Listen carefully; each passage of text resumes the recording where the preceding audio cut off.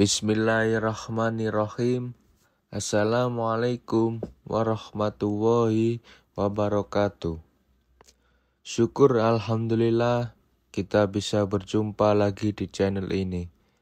Sholawat dan salam selalu dan tetap tercurahkan kepada junjungan kita Nabi besar Muhammad SAW. Allahumma sholli ala Sayyidina Muhammad wa ala ali Sayyidina Muhammad. Harapan dan doa saya, semoga saudaraku semuanya selalu diberikan kesehatan, dilapangkan rezekinya, diampuni dosa-dosanya, dan dipanjangkan umurnya. Amin, amin, ya rabbal alamin. Sahabat beriman yang dirahmati Allah, Al-Adlu adalah sifat Allah yang artinya maha adil. Keadilan Allah Subhanahu wa Ta'ala bersifat mutlak dan sempurna, tidak dipengaruhi oleh apapun dan oleh siapapun. Segala yang Allah ciptakan mempunyai kelebihan dan kekurangan. Itu semua sudah perhitungkan oleh Allah dengan matang. Semua yang Allah ciptakan sesuai dengan kodrat dan jenis makhluk tersebut, baik manusia, hewan, malaikat, tumbuhan, dan jin sekalipun, mempunyai kelebihan dan kekurangan. Setan dan sebagian jin yang ingkar kepada Allah Subhanahu wa Ta'ala menjadi makhluk yang menyesatkan, dan tipu daya mereka akan terus dilakukan dengan tujuan menjerumuskan manusia ke lembah kemaksiatan. Makhluk ini digambarkan memiliki kekuatan yang besar untuk menumbangkan keimanan seseorang. Dikisahkan bahwa setiap hari mereka mengirim pasukan untuk menggoda manusia agar berbuat kejahatan. Meski terlihat begitu kuat, namun hakikatnya setan dan tipu dayanya bersifat lemah. Hal ini disebutkan dalam Al-Quran dan hadis-hadis yang diriwayatkan Nabi Muhammad SAW. Dengan mengetahui kelemahan ini, manusia diharapkan bisa menjauhi dari godaan setan dan jin. Berikut 6 hal yang dapat melemahkan setan dan jin. Yang pertama, orang-orang saleh. Kelemahan pertama setan adalah orang-orang saleh yang beriman kepada Allah. Hal ini dijelaskan dalam Al-Quran dan ketika setan berdialog dengan Allah Subhanahu wa Ta'ala, yang artinya iblis berkata, "Ya Tuhanku, oleh sebab itu engkau telah memutuskan bahwa aku sesat. Pasti aku akan menjadikan mereka memandang baik perbuatan maksiat di muka bumi, dan pasti aku menyesatkan mereka semuanya kecuali hamba-hamba engkau yang mukhlis di antara mereka." Quran Surah Al-Hijr ayat 39 dan 40. Ahli tafsir mengatakan bahwa ayat tersebut menerangkan setan itu dapat menguasai manusia, ya karena dosa-dosa yang dilakukan.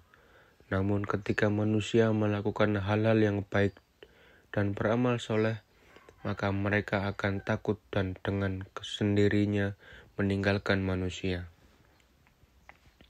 Yang kedua, keteguhan iman Umar bin Khattab. Setan dan jin juga sangat takut dengan salah satu khulafaur rasyidin ini, Umar bin Khattab radhiyallahu an. Di dalam sebuah riwayat dijelaskan bahwa jika setan dan jin berjalan dan harus berpapasan dengan Umar, maka mereka memilih untuk milih jalan lain. Mereka tidak berani jika harus berhadapan muka dengan Umar bin Khattab. Hal ini disebabkan karena Umar betul-betul memegang ajaran agamanya dengan benar serta menancapkan keimanannya dengan tangguh. Hal ini membuat setan ketakutan dan membuat mereka lari. Dalam sebuah hadis Rasulullah SAW bersabda kepada Umar, "Sesungguhnya setan sangat takut olehmu, wahai Umar." Hadis riwayat Tirmizi. Ternyata tidak hanya kepada Umar saja, golongan ini juga takut dengan orang-orang yang beriman dan betul-betul menjaga keimanannya. Dalam Al-Bidayah wan Nihayah, Ibnu Katsir telah mengutip sebuah hadis berikut ini.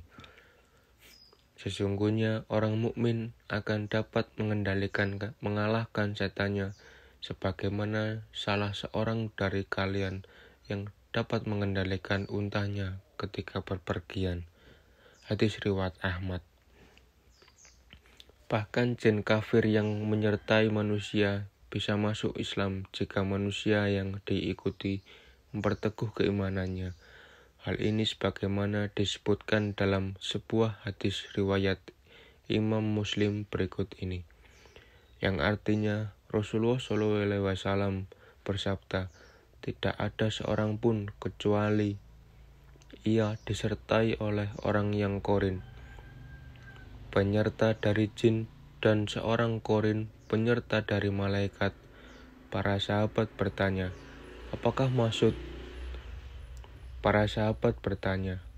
apakah termasuk Anda juga wahai Rasulullah? Rasulullah menjawab, ya, termasuk saya, hanya saja Allah menolong saya sehingga jin itu masuk Islam dan tidak pernah menyuruh saya kecuali untuk kebaikan. Hadis riwayat Muslim. Yang ketiga, jin atau setan tidak dapat menyerupai Rasulullah SAW. Kelemahan setan dan jin lainnya adalah tidak dapat menyerupai rupa Rasulullah SAW. Sehingga jika seseorang bermimpi bertemu Rasulullah dan memiliki ciri-ciri sesuai dengan literatur yang menggambarkan Nabi Allah, maka hal itu benar-benar Rasulullah. Dalam hadis sahih dikatakan, yang artinya Rasulullah SAW bersabda, barang siapa yang bermimpi melihat aku, maka dia sungguh telah melihatku. Karena setan tidak dapat menyerupaiku. Hadis riwayat Muslim. Keempat, tidak bisa melewati batas langit. Setan dan jin memang bisa bergerak cepat dan terbang layaknya malaikat. Namun, mereka tidak akan bisa menembus batas langit tertentu yang bisa dilewati oleh malaikat. Jika dipaksa melewati batas yang ditentukan, maka mereka akan hancur dan mati. Karena itu pula, jin tidak dapat mengetahui dan mencuri informasi dari langit, sehingga apa yang dibisikkan ke tukang sihir, tukang ramal, atau dukun adalah kebohongan semata. Yang kelima, pintu yang ditutup dengan menyebut nama Allah. Setan dan jin juga tidak bisa memasuki pintu yang ditutup dengan menyebut nama-nama Allah. Dalam sebuah hadis Rasulullah SAW bersabda, yang artinya, tutuplah pintu-pintu dan sebutlah nama Allah ketika menutupnya. Karena setan tidak akan membuka pintu yang sudah terkunci dengan menyebut nama Allah. Tutup jugalah tempat minum dan bejana-bejana kalian sambil menyebut nama Allah, meskipun kalian hanya menyimpan sesuatu di dalamnya.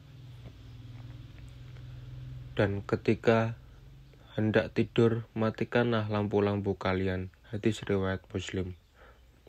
Yang keenam, jin takluk kepada Nabi Sulaiman. Di antara mukjizat Nabi Sulaiman adalah dapat menaklukkan jin dan setan, sehingga semuanya dapat bekerja atas perintahnya. Hal ini sebagaimana ditegaskan dalam Al-Quran berikut ini. Dalam Quran surat Sa'ad ayat 36 dan 38. Kemudian kami tunjukkan kepadanya angin yang berhembus dengan baik menurut kemana saja yang dia kehendaki.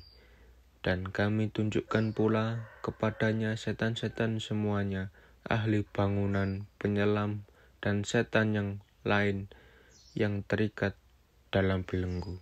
Quran Surat Sa'ad ayat 36 dan 38.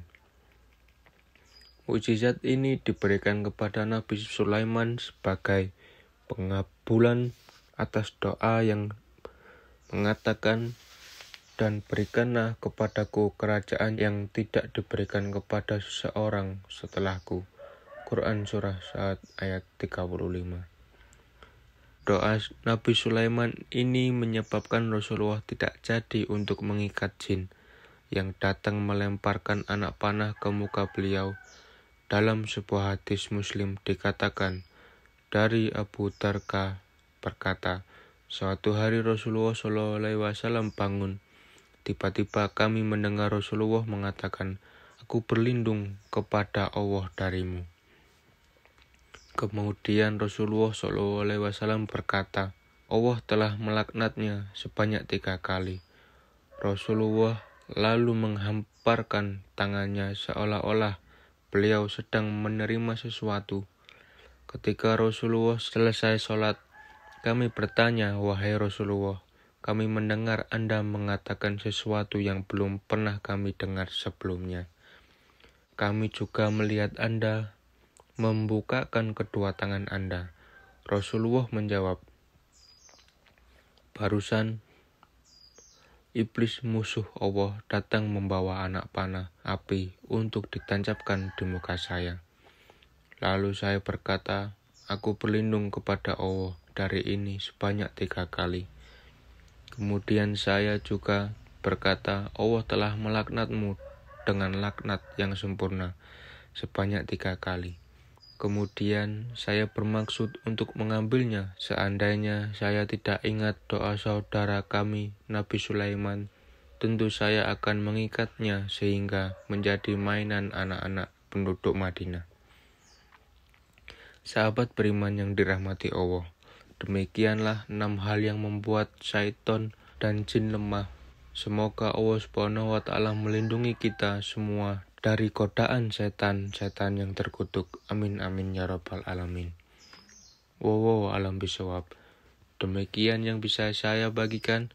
Semoga bermanfaat untuk kita semua. Wassalamualaikum warahmatullahi wabarakatuh.